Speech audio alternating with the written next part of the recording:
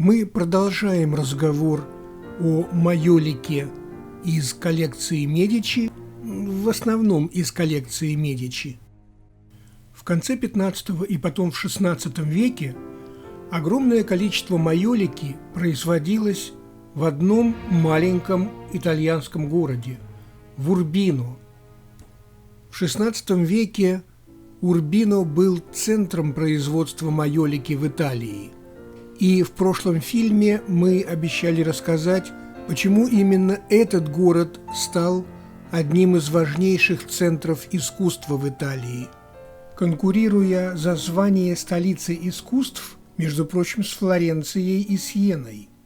Более того, какое-то время, короткое, правда, Медичи владели Урбино.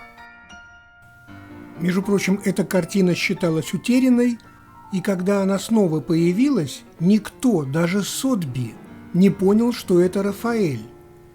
Один из коллекционеров купил ее за $325.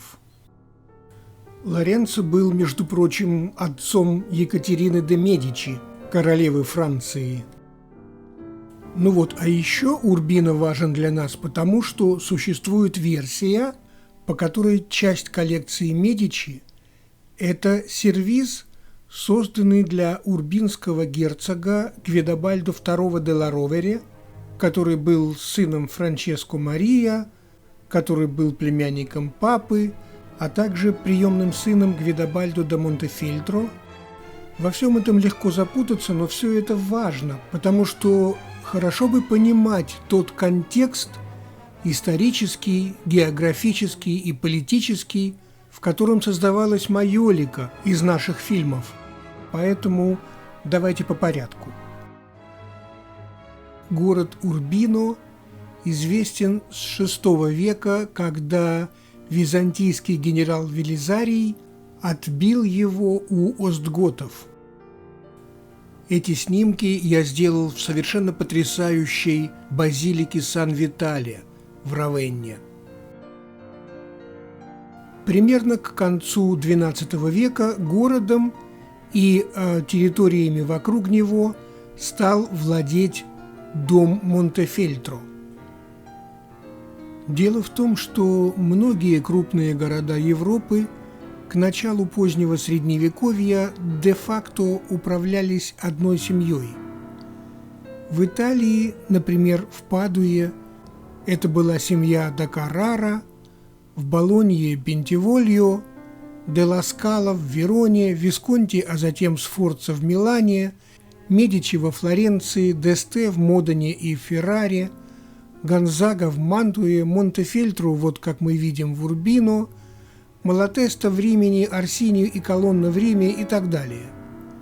Все они составляли цвет итальянской знати, их политика, взаимоотношения, отношения с папой, а также с Валуа и Габсбургами оказывали огромное влияние на повседневную жизнь и на жизнь Италии.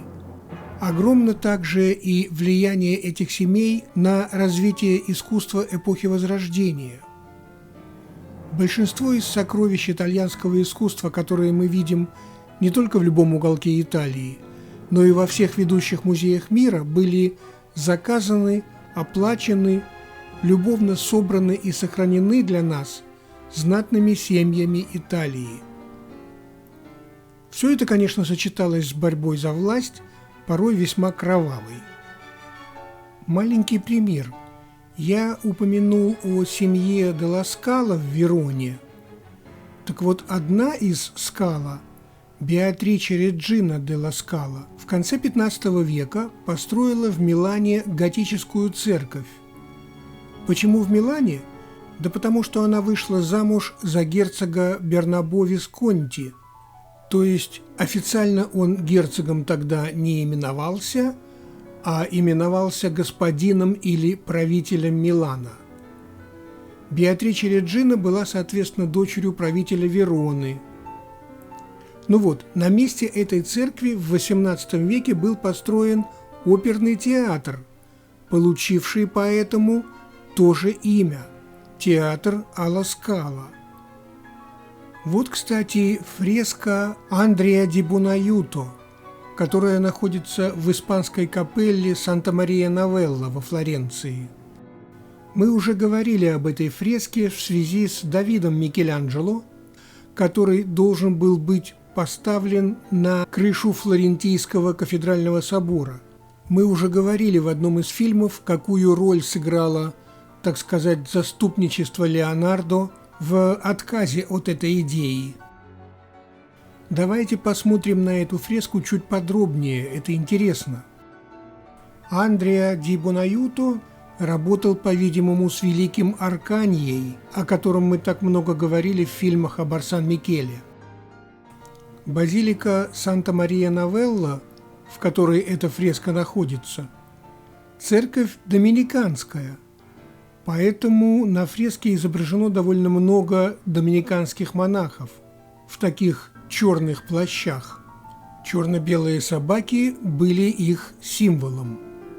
А вообще на фреске более 200 фигур, которые представляют христианство и иллюстрируют религиозную и секулярную иерархии.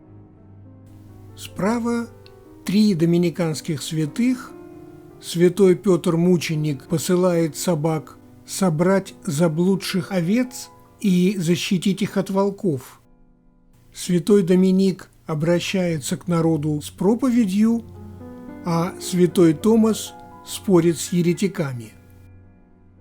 Выше еще 2 доминиканских святых направляют праведников к вратам рая, где их встречает святой Петр. Вверху, естественно, Христос в славе, но нас больше волнуют другие фигуры, те на этой фреске, которые были отождествлены.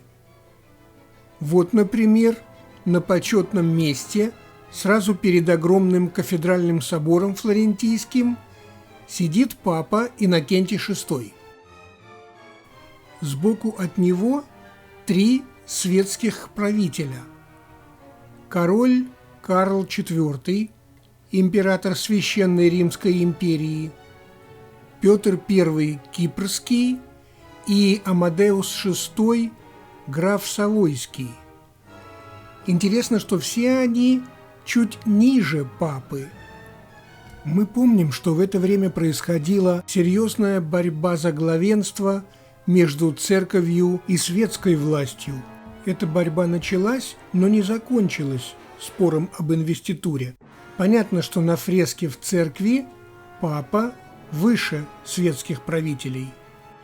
А еще эта фреска интересна тем, что здесь изображено довольно много людей науки и искусства. Великий Джотто, Арнольфо ди Камбио, Чимабуэ, Джованни Боккаччо, Петрарка, Данте Алигьери, Вильям Оккамский, которому мы обязаны бритвой Оккама, одной из главных концепций современной науки. Интересно, что слева от Оккама Микеле де Чезена, а справа пизанский архиепископ. Там произошел некий скандал, спор между теологами в Авиньоне, и 5 монахов оттуда ушли, и когда они появились в Пизе, архиепископ пытался их, так сказать, образумить, вернуть. В общем, как мы видим, фреска-то была написана на животрепещущие темы, и зрители ее были, так сказать, в контексте. Но вообще-то вспомнил я об этой фреске совсем по другой причине. А вот почему. Здесь изображены также Бернабо Висконти и его супруга Беатрис де ла Скала, та самая, благодаря которой известнейший в мире оперный театр и называется Театро алла Скала. Но вернемся к Урбино. Итак, герцогством Урбино с конца XII века владел дом Монтефельтро. Монтефельтро были в основном кондотьерами, людьми военными, у которых были свои небольшие армии и которых можно было нанять. И снова не будем судить людей той эпохи согласно нашей этике. У них была другая. Дело в том, что Урбино и земли вокруг него – это горный массив, практически не имеющий пригодных к сельскому хозяйству земель. Никакие значимые торговые пути через эти земли не проходят. Чем жить-то? В общем, все, чем обладали жители Урбино, были их собственные силы. Поэтому с давних пор они были кондотьерами. Маленькое герцогство, в XV веке оно стало герцогством, с населением от 100 до 150 тысяч человек всего-то, могло собрать армию размером до 10 тысяч солдат и предложить ее для найма. Начиная с середины XV века герцогом Урбино был Федериго да Монтефельтро, точнее Федериго III да Монтефельтро. Это был удивительный человек, кондотьер, не проигравший ни одной битвы, славившийся к тому же своей абсолютной неподкупностью. Известен, например, случай, когда он отослал венецианцев, пытавшихся его перекупить, заявив, что всего золота мира не хватит, чтобы заставить его нарушить слово. Заботился он и о своих солдатах, помогал раненым, обеспечивал приданым дочерей погибших. Бережно относился Федериго и к своим подданным, которые отвечали ему, так сказать, горячей любовью. Он, например, заготавливал хлеб в урожайные годы, а в голодное время продавал его неимущим без прибыли. Но так поступали тогда многие грамотные правители. Но Федериго, к тому же, практически каждый день гулял по городу без охраны, заходил в магазины, интересовался, как идет бизнес, после чего садился на ступеньки дворца и разрешал споры между гражданами публично.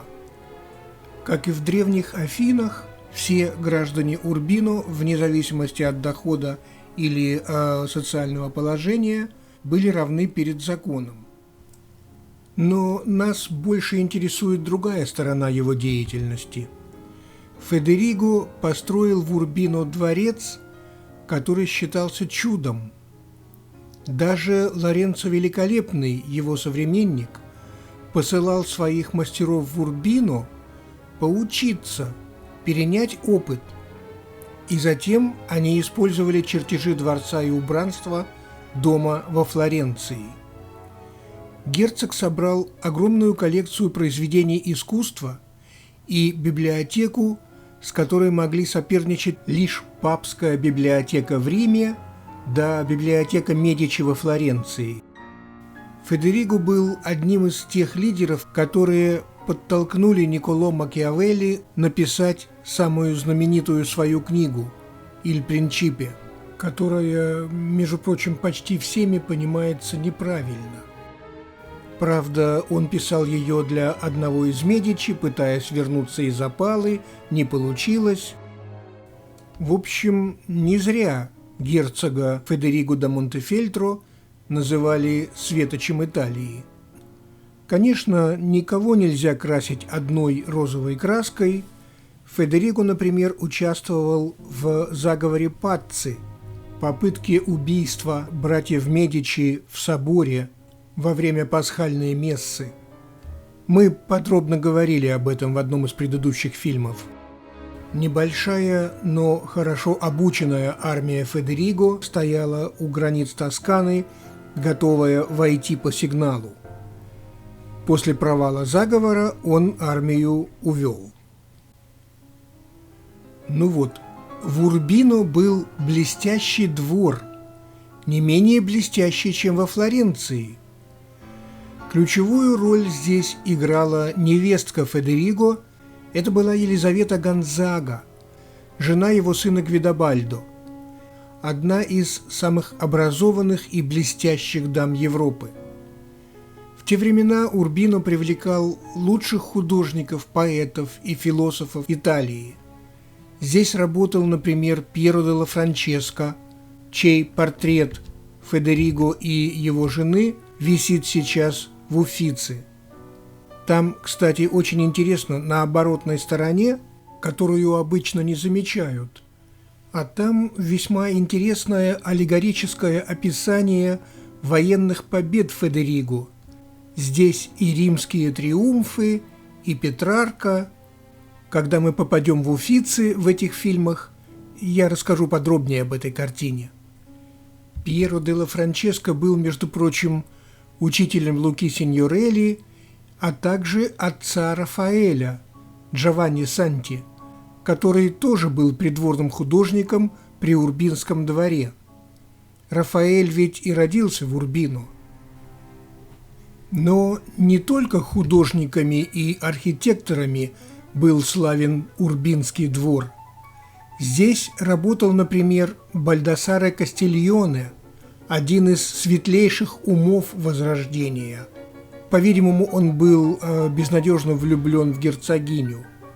Кастильоне написал здесь книгу о придворном, которая была немедленно переведена на 6 европейских языков и стала одним из наиболее важных литературных произведений эпохи Возрождения и самой распространенной книгой в Европе XVI века, после Библии, естественно. Автор говорил о личной опрятности и гигиене, о необходимых умениях придворного, вежливости, умении танцевать и играть на музыкальных инструментах, умении поддерживать разговор. Но еще важнее было научиться делать это все легко и непринужденно. Именно в этой книге Кастильоне ввел термин «спреццатура», который означал легкость и грациозность, призванные скрывать все усилия. Книга эта сыграла ключевую роль в воспитании благородного человека своего времени. Именно ей мы обязаны теми, так сказать, приличными манерами, которые сохранились до сих пор, во всяком случае в просвещенных обществах. Может быть, следует заметить, что популярности этой книги способствовал переход от века рыцарства к веку придворного. Рыцари ведь стремительно теряли свои воинские преимущества и не могли теперь рассчитывать даже на неприступность своих замков. Их финансовое положение пошатнулось, особенно после чумы. Земля с понижением цен на ее продукцию и повышением зарплат работников снова же в результате чумы. Эта земля не могла их больше прокормить, так что все чаще рыцарям приходилось делать то, что раньше было просто немыслимо – идти на платную службу к более могущественным лордам или к королю. Это привело к концу XV – началу XVI века к появлению слоя придворных. Но модус операнди придворного в то время не существовал. Так вот, книга Бальдасаре Кастильона его и создала. Вот таким был двор в Урбино во времена Федериго да Монтефельтро и во времена его сына Гвидобальдо, который правил герцогством после смерти Федериго. Гвидобальдо был тоже блестящим правителем, но он был очень болезненным. Его женитьба на Елизавете Гонзаго была вполне счастливой, но, по-видимому, платонической. Он был физически очень слаб. Поэтому двор в Урбино держала в основном Елизавета Гонзаго, не менее утонченная и образованная, чем ее подруга Изабелла d'Este, первая леди Ренессанса, однако тоже шаткого здоровья. Ну вот, Гвидобальдо основал, между прочим, университет, который работает до сего дня. Вот отсюда и весьма плотный культурный слой Урбино. Отсюда и огромные успехи в Майолике. К сожалению, ничто не вечно под луной. а уж хорошее это и подавно. Конец этой эпохи был страшным. В 1502 Чезаре Борджиа, поклявшись в вечной дружбе, под удобным предлогом попросил Гвидобальдо одолжить ему артиллерию. У Гвидобальдо не было выхода, он бы не выдержал осады. Да он и доверял Чезаре. Но Борджиа нужна была не артиллерия, ему нужно было герцогство. Поэтому, получив артиллерию, он немедленно осадил город. Герцог и его жена оставили Урбино перед сдачей в надежде, что это спасет город от разграбления, а жителей от резни. Не помогло. Армия Борджиа безжалостно разграбила город. Бесценная библиотека была распылена, часть ее через 20 лет окажется в Мантуе, а все произведения искусства проданы с молотка. Уникальная коллекция практически исчезла. Во дворце Борджиа разместил солдат. Скабрезные надписи появились на его стенах поверх бесценных фресок. В нескольких уникальных комнатах дворца разместились конюшни. После смерти Чезаре в 1507 народ взбунтовался и потребовал возврата Монтефельтро, которым удалось восстановить некоторое подобие былого лоска, однако ненадолго. Уже через год, в 1508, Гвидобальдо умер в возрасте 36. Правда, еще за 4 года до смерти, в 1504, бездетный Гвидобальдо усыновил своего племянника Франческо Мария делла Ровере по ходатайству нового папы Юлия II, поскольку, с другой стороны, Франческо Мария был племянником самого папы. Франческо Мария был женат на Элеоноре Гонзага, весьма просвещенной племяннице Елизаветы, каковая Елизавета оставалась регентшей после смерти мужа. Так что вскоре город перешел в руки делла Ровере. Они теряли город, захватывали его снова, продолжалось это долго. Последним герцогом Урбино был внук Франческо Мария I, Франческо Мария II, сын Гвидобальдо делла Ровере, который и заказывал майолику у Гвидо Фонтана. Но это происходило уже через 100 лет.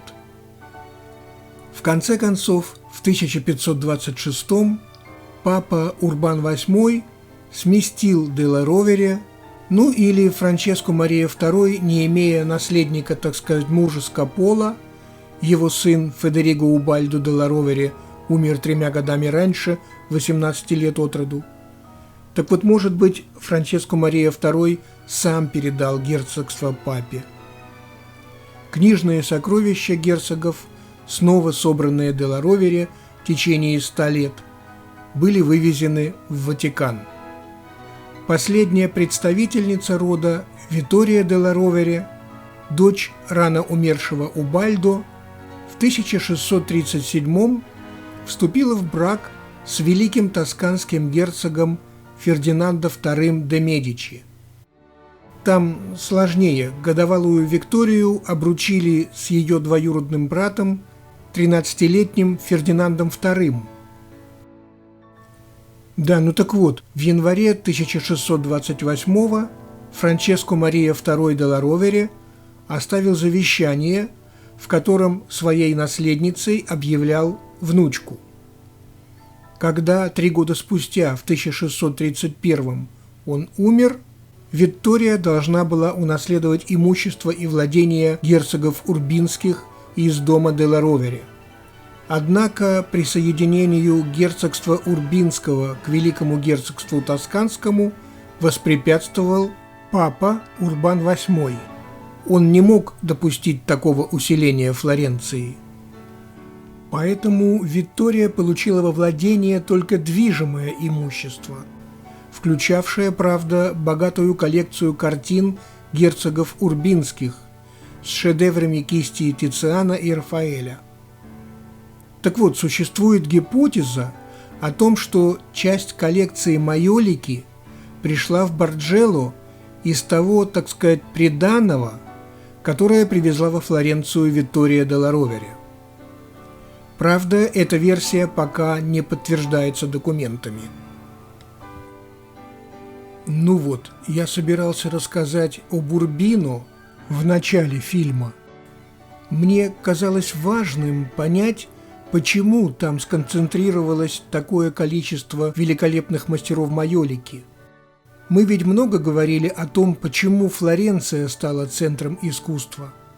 Не остановиться на причинах взлета Урбино в это же время было бы несправедливо, правда?